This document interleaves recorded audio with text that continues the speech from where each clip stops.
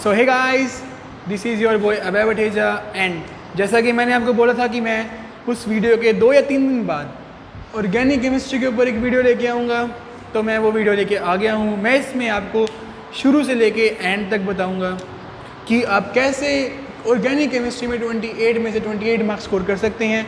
और ये बहुत इजी काम है, इतना हार्ड नहीं है जितना हम लोग समझते हैं। अगर आप 28 मार्क्स स्कोर करना चाहते हैं ऑर्गेनिक के अंदर, तो इस वीडियो को शुरू से लेके एंड तक देखिएगा। सो चलिए शुरू करते हैं वीडियो को। पहले ऑर्गेनिक के आपको बता दूँ कि चैप्टर कौन कौन से हैं। हमारा ऑर्गेनिक केमिस्ट्री जो है वो शुरू होती है चैप्टर नंबर 10 से, haloalkanes and haloarenes. आपका इंट्रोडक्शन होगा ऑर्गेनिक केमिस्ट्री से इसके अंदर। Second chapter alcohol, phenol and ether. Third is aldehyde, ketone and carboxylic acid. सबसे लेंथी चैप्टर ये है आपके ऑर्गेनिक का, सबसे lengthy chapter aldehyde, ketone and carboxylic acid. And ये एक ऐसा चैप्टर है जिसके अंदर से अंदर बहुत कुछ है, तो ये चैप्टर बहुत अच्छे से करना है आपको। Then amines, biomolecules, polymer, chemistry in everyday life. अक्सर क्या होता है कि लोग जो बच्चे जो होते हैं, हम पॉलीमर चैप्टर को लाइटली लेके आते हैं। एंड इसमें से जब कोई पॉलीमर के बारे में कुछ आ गया तो हम नहीं कर पाएंगे और अपने 2 से 3 नंबर गवा देंगे। सो हमें हर एक चैप्टर को अच्छे से करना है। इस पूरी केमिस्ट्री, ऑर्गेनिक केमिस्ट्री की वेटेज होती है 28। तो आप देख सकते हैं, अगर आपको केमिस्ट्री के अंदर एक अच्छा स्कोर करना है तो आप ऑर्गेनिक केमिस्ट्री को किसी भी हाल में नहीं छोड़ सकते। एंड अगर आप पासिंग मार्क्स लेना चाहते हैं ना, तो ऑर्गेनिक मत कीजिए। क्यों फालतू माथा मारना है भाई? अगर अपने पासिंग मार्क्स ही लेने हैं वो तो बाकी पढ़ के ही आ जाएंगे। बट आप देख सकते हैं कि ये बहुत बड़ा हिस्सा है हमारे 70 मार्क्स में से 28 मार्क्स इसके हैं। एंड आप इसको किसी भी हालत में अवॉइड नहीं कर सकते। तो ऑर्गेनिक केमिस्ट्री तो आपको करनी ही पड़ेगी। एंड अगर आप साइंस स्टूडेंट हैं एंड अगर आपके 90% है ना, 90% से कम मार्क्स आते हैं, तो आपकी वैल्यू ना के बराबर है एक तरीके से। किसी भी टॉप की यूनिवर्सिटी में, अच्छे कॉलेज में आपका मेरिट बेस पे एडमिशन नहीं होगा। मेरिट बेस पे दिल्ली यूनिवर्सिटी, अगर आपको वहाँ एडमिशन लेना है ना, तो आपके साइंस स्ट्रीम में 96% पे तो कट ऑफ आती है आपकी। चांसेस होते हैं 96% पे कि आपका एडमिशन होगा या नहीं होगा। और अगर आप 28 मार्क्स सीधा यहीं घटा लेते हैं, एक बार मान लेते हैं कि आपके बाकी सब में पूरे मार्क्स आ गए 100। अगर यहाँ आप 28 मार्क्स घटा लेते हैं ना, तो कर लीजिए 5 पॉइंट कुछ परसेंट यहाँ चले गए, 94 पॉइंट कुछ परसेंट तो यहीं हो गया आपके। तो आपको ऑर्गेनिक केमिस्ट्री को अवॉइड नहीं करना है, अच्छे से करना है, बार बार करना है। जितनी बार आपकी इसकी रिएक्शंस पढ़ेंगे, मैकेनिज्म्स पढ़ेंगे, उतनी जल्दी आपको ये याद होंगे। हमारे अक्सर दिक्कत क्या होती है बच्चों की कि वो ऑर्गेनिक को एक बार पढ़ के सोचते हैं कि हमें आ जाएगी, बट हमें बारी बारी रिवाइज करना होगा उसे। हमारे मैम थे, हाँ, केमिस्ट्री पढ़ाने वाले, वो हमें हमेशा यही बोलते थे कि ऑर्गेनिक को बार बार करो तभी आएगी, नहीं तो नहीं आएगी। एंड जो टीचर्स होते हैं उनकी ऑर्गेनिक टिप्स पे होती है हाथ पे, वो बिना बुक देखे बता देते हैं कि हमें ये चैप्टर में ये करना है आगे। वो पिछले 10 सालों से, 12 सालों से, 15 सालों से पढ़ा रहे हैं, उन्हें हर साल वो चीज़ पढ़नी होती है। रिवीजन, प्रैक्टिस, वही एक टीचर को परफेक्ट बनाता है। एंड आपको भी रिवीजन, लॉट ऑफ रिवीजन करनी है इसकी। आपका सिलेबस जो है नवंबर तक तो पूरा हो जाना चाहिए, और ऑर्गेनिक आपकी दिसंबर तक तो 2 बार रिवाइज हो जानी चाहिए। तो अगर आप अच्छा स्कोर चाहते हैं, 28 में से 28 चाहते हैं, तो जो मैं बताने जा रहा हूँ आपको, उन टिप्स को फॉलो कीजिए, तो आप ईजिली वो स्कोर कर पाएंगे। तो चलिए शुरू करते हैं।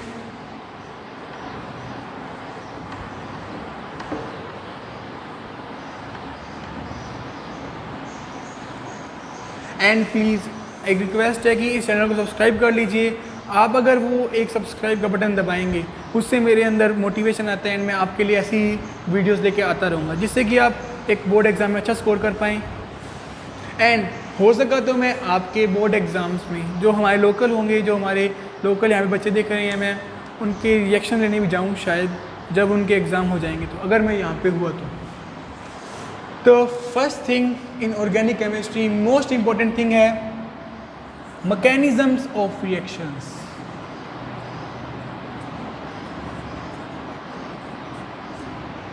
मैकेनिज्म्स ऑफ रिएक्शन, ये केमिस्ट्री की एक ऐसी चीज़ है, जैसे फिजिक्स के अंदर डेरिवेशंस होते हैं, वैसे केमिस्ट्री के अंदर मैकेनिज्म्स होते हैं। आपके बोर्ड एग्ज़ाम्स में कम से कम एक मैकेनिज़्म 3 नंबर या 2 नंबर का तो आएगा ही आएगा। तो आपको ये तो मिस करना ही नहीं। केमिस्ट्री में हमारे मुश्किल से 6 से लेकर 7 मैकेनिज़म्स हैं एंड अगर उसमें से भी एक आ रहा है तो 2 से 3 नंबर कहाँ गंवाने हैं हमें। मैकेनिज़म्स तो हमें अच्छे से याद ही होने चाहिए। मैकेनिज़्म याद होते हैं तो बाकी अगर मैकेनिज़्म कर लिए तो बाकी की रिएक्शंस भी हो जाती हैं इजीली। तो मैकेनिज़म्स तो आपको करने ही करने हैं। 6 से 7 मैकेनिज़म्स हैं और 2 से 3 नंबर के आ रहे हैं तो हमें और क्या चाहिए, 2 से 3 नंबर यहीं पक्के करने हैं अपने। एंड मैकेनिज़्म करने कैसे अब, जैसे आपने स्टार्टिंग की हेलो एल्केन और हेलो एरीन से, आपकी स्टार्टिंग हुई ऑर्गेनिक केमिस्ट्री की। एंड आपने क्या करना है, जैसे उसके अंदर 2 मैकेनिज़म्स हैं, SN1 मैकेनिज़्म, SN2 मैकेनिज़्म। अगला चैप्टर है उसके अंदर 3 मैकेनिज़म्स हैं अल्कोहल वाले के अंदर।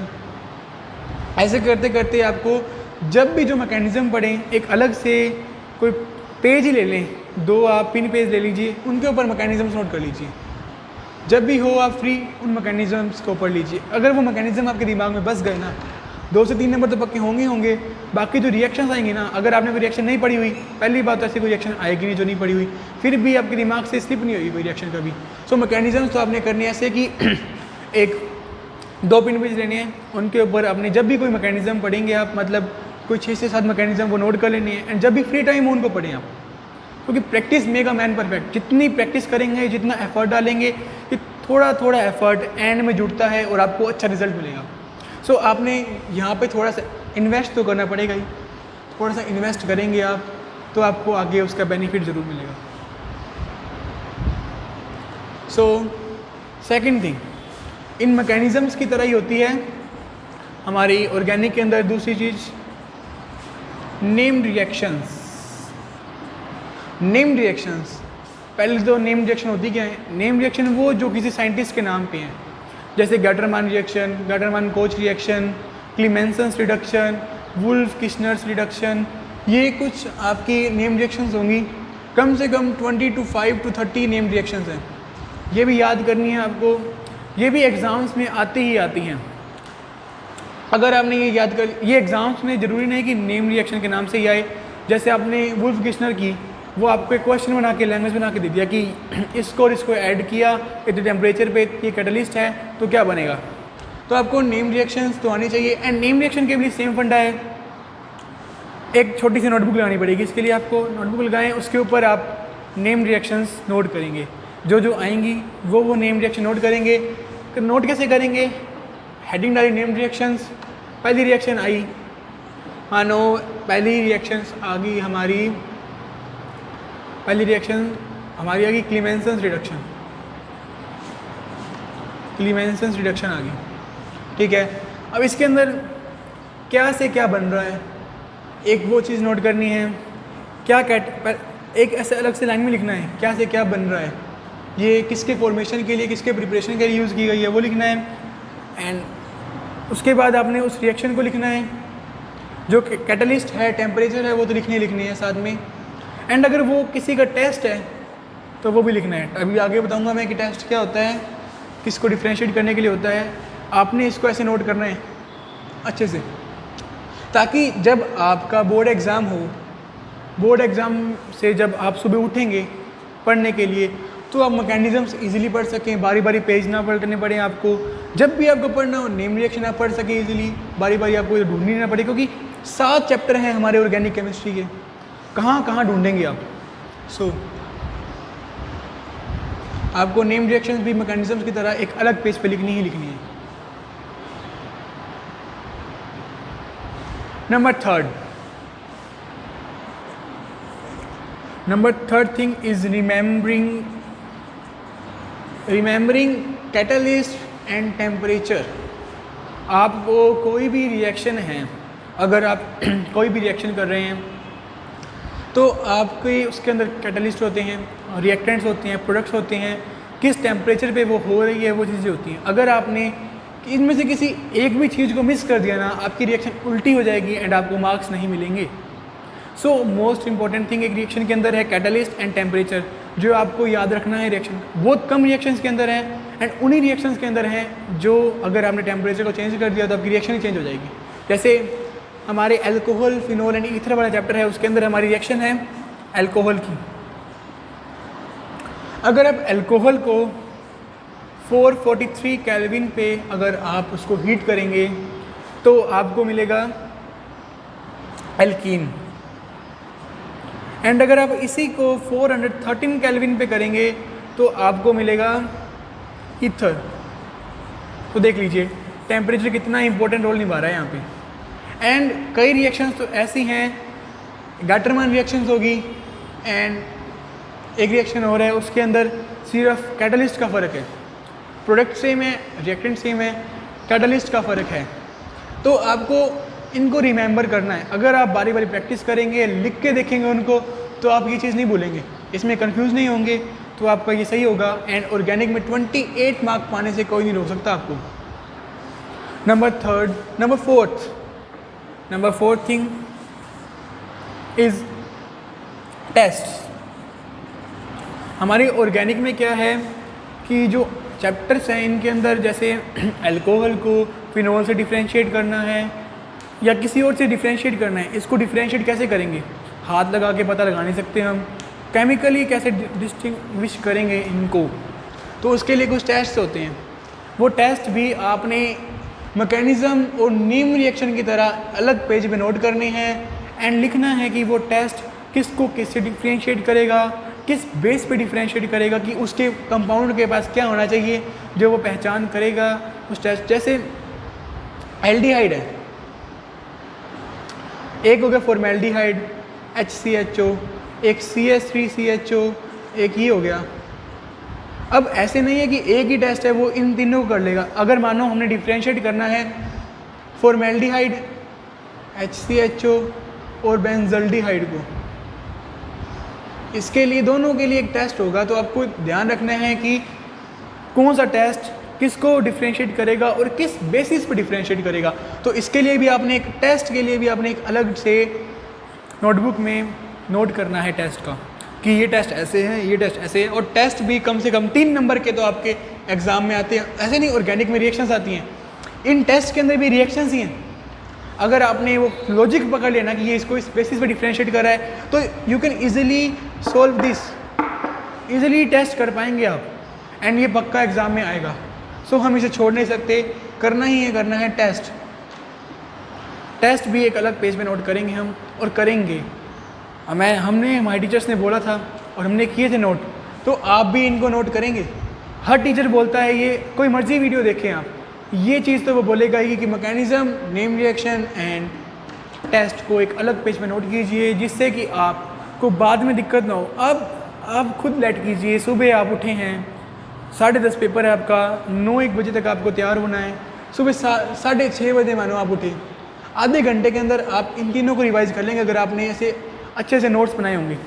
अगर नहीं बनाए हुए तो 10 चैप्टर में पहले ये टेस्ट था, 11 में वो है, 12th में वहाँ है, मिल नहीं रहा, सुबह हड़बड़ी होगी वो, तो आप इजीली कर सकते हैं इनको और आप इजीली से इनको ढूंढ पाएंगे। सो इसको इग्नोर नहीं करना। मैं बोल रहा हूँ तो मतलब मेरा एक्सपीरियंस शेयर कर रहा हूँ मैं आपसे, आपके भले के लिए बोल रहा हूँ मैं। जिसने ये चीज़ फॉलो कर ली ना, केमिस्ट्री में उसे 100 मार्क्स लाने से कोई नहीं रोक सकता। एक पहले वाली वीडियो में जो बताया और एक जो ये बता रहा हूँ, अगर किसी ने ये फॉलो किया है तो उसको कोई भी नहीं रोक सकता 100 में से 100 मार्क्स आने के लिए। एंड सबसे इम्पोर्टेंट चीज़ जिससे बच्चे अक्सर डरते हैं कि हमसे कन्वर्जन्स नहीं हो रहे। 5th thing is convergence. And ये तो आएंगे ही आएंगे पेपर में। ऑर्गेनिक में जो 5 चीज़ें बताई हैं ना, ये तो आती ही आती हैं, वो चीज़ें बताई हैं मैंने आपको। कन्वर्जन्स आएंगे अगर आपने मैकेनिज्म अच्छे से किया है, नेम रिएक्शन अच्छे से किया है, कैटलिस्ट वगैरह आपको याद है कि किससे क्या बन रहा है, किस पे क्या लगाएं तो क्या बनेगा। एंड अगर आपको टेस्ट याद हैं तो आप कन्वर्जन्स तो चुटकी में कर सकते हैं। आपको कन्वर्जन्स की भी प्रैक्टिस सॉल्व कर देखना पड़ेगा। देखो, आप प्रैक्टिस के बिना कुछ नहीं कर सकते। Everything needs practice. हर चीज़ जो आपको करना चाहते हैं प्रैक्टिस चाहिए। आप एक्टिंग करना चाहते हैं, क्लासेस लेनी पड़ती है, प्रैक्टिस चाहिए। डांस करना चाहते हैं, प्रैक्टिस चाहिए। तो ये करना चाहते हैं तो इसके लिए प्रैक्टिस चाहिए होगी। Practice makes a man perfect. मैं बारी बारी यही चीज़ बोल रहा हूँ, इसीलिए बोल रहा हूँ कि ऑर्गेनिक जो है वो प्रैक्टिस मांगती है। हम बच्चों का वहम होता है कि हम ऑर्गेनिक लास्ट में कर लेंगे, लास्ट के 3 महीने में सारा कुछ निपटा देंगे। अरे केमिस्ट्री आपको जितनी छोटी लगती है ना, जो 2 बुक में समाई हुई है, उतनी नहीं है वो। इसका सिलेबस बहुत ज़्यादा वाइड है। हमारे स्कूल में सबसे पहले सिलेबस सभी सब्जेक्ट का कंप्लीट हो गया था। हमारा जो केमिस्ट्री का सिलेबस था वो 1 जनवरी 2020 को कंप्लीट हुआ था। एंड हमारे स्पीड बहुत ज़्यादा अच्छी थी केमिस्ट्री की, सबसे आगे केमिस्ट्री चल रही थी, बट सिलेबस बहुत ज़्यादा वाइड है। जो ये ऑर्गेनिक के चैप्टर्स हैं ना, दिखने में छोटे हैं, अगर आपका टीचर आपको अच्छे से करवा रहा है, अच्छे से पढ़ रहे हैं आप, तो ये एक चैप्टर कम से कम 10 पीरियड्स खाएगा आपके। और एल्डिहाइड कीटोन तो कम से कम 20 पीरियड्स खाएगा आपके, क्योंकि बहुत चीज़ समझने वाली है इसके अंदर। तो आप ऐसे नहीं कह सकते कि आप केमिस्ट्री को यूँ निपटा सकते हैं, बाद में आपकी सिर्फ सब कुछ ऊपर से जाएगा। हमें केमिस्ट्री समझ नहीं आ रही, हमारे मार्क्स अच्छे नहीं आए, हमने ऐसा कर लिया होता। बट अगर अभी से ही आप लग जाएंगे, कंसिस्टेंट रहेंगे कि आपने रोज़ केमिस्ट्री को टाइम देना ही देना है, तो आप अच्छे स्कोर कर पाएंगे। नोट्स बनाएंगे, ये चीज़ें फॉलो करेंगे, ये भी नोट्स में आता है। मैकेनिज्म आ गया, नेम रिएक्शन आ गई, कन्वर्जन्स आ गए, ये सब चीज़ें नोट्स में आती हैं। अगर आपने अपने अच्छे नोट्स बनाए हुए हैं तो एग्ज़ाम टाइम में दिक्कत नहीं आएगी। और हमारा वहम होता है कि हम केमिस्ट्री तो हमने पढ़ ली, एग्ज़ाम में पढ़ पाएंगे। मैंने भी ऐसे ही कुछ किया था कि मैं सोचता था कि मैंने केमिस्ट्री अच्छे से कर रखी है, एग्ज़ाम में मैं कर लूँगा। बट रियलिटी ये है कि बोर्ड एग्ज़ाम्स में आपका जो 2 से 3 छुट्टियाँ होंगी ना, पढ़ने का मन ना के बराबर करते हैं। आपका पढ़ने का मन ही नहीं करेगा कि मैं पढ़ लूँ इनके अंदर, तो क्यों रिस्क लेना। थोड़ा सा टाइम है, 12th है, अच्छे से पढ़ लेंगे तो हमारे लिए ही भला होगा, अच्छा जगह एडमिशन होगा हमारा, अच्छे कंसेप्ट बने होंगे तो कोई भी एग्ज़ाम फाइट कर सकते हैं हम। तो आज के लिए वीडियो में इतना ही, बट प्लीज़ इनको फॉलो करना एंड रिज़ल्ट आपको ज़रूर मिलेगा इसका। आप अगर आज से फॉलो करेंगे ना, आपके 9 to 10 मंथ्स पढ़ें, ईज़िली कर सकेंगे आप। 9-10 मंथ के अंदर केमिस्ट्री का सिलेबस ईजिली हो पाएगा। बट आपको कंसिस्टेंट रहना होगा। ऐसे नहीं हफ्ते में 2 दिन कर लिया, 3 दिन नहीं किया, ऐसे है वैसे बहानेबाजी नहीं चलेगी। केमिस्ट्री को करना ही करना है। वाइड सिलेबस है, वाइड, बारी बारी बोल रहा हूँ मैं कि इसका सिलेबस बहुत वाइड है, मतलब है वाइड। एक्सपीरियंस है मेरा, आपको मानना पड़ेगा। अगर नहीं मानेंगे, कड़वी सच्चाई है ये, माननी तो पड़ेगी आपको। तो प्लीज़ इन्हें फॉलो कीजिए। तो वीडियो में इतना ही। Thanks for watching. एंड अगर आप कुछ भी क्वेश्चन पूछना चाहते हैं, आप चाहते हैं कि मैं इस सब्जेक्ट के ऊपर या इस टॉपिक के ऊपर वीडियो लेके आऊँ, तो आप मुझे कमेंट सेक्शन में बता सकते हैं। और अगर आप मुझसे कुछ बात करना चाहते हैं, कुछ आपकी क्वेरी है, तो आप मुझसे इंस्टाग्राम पे पूछ सकते हैं। मैं लिंक डिस्क्रिप्शन में दे दूँगा मेरे इंस्टाग्राम का। So that's all for today. Thank you for watching.